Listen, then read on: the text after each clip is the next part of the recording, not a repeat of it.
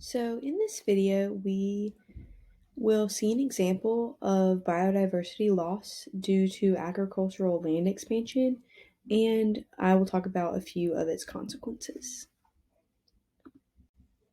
So in this first image, we see a little farmer.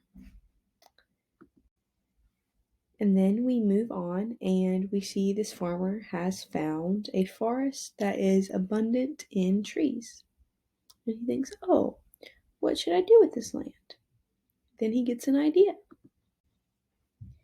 He's like, I am going to chop down all of these trees and I'm going to use it for farmland.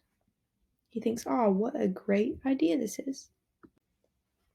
Then we see he starts chopping them down, and all of the little critters of the forest start coming out of the forest because he has chopped down their homes.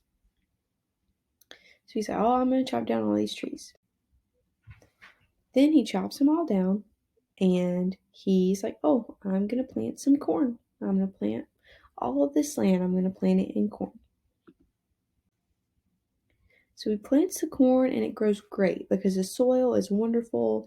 It's nice and arable. The nutrients are really great because it's been forest land for such a long time. But then we see the issue of all of the little critters coming back to the land, but the forest is gone. And so in this, we see that this little farmer has destroyed the habitat for the animals of the land, thus negatively affecting biodiversity by agricultural land expansion because he has expanded and they have nowhere else to go. So this is just an example of something that could happen and the negative effects of biodiversity when one little farmer decides to chop down some trees to use as farmland.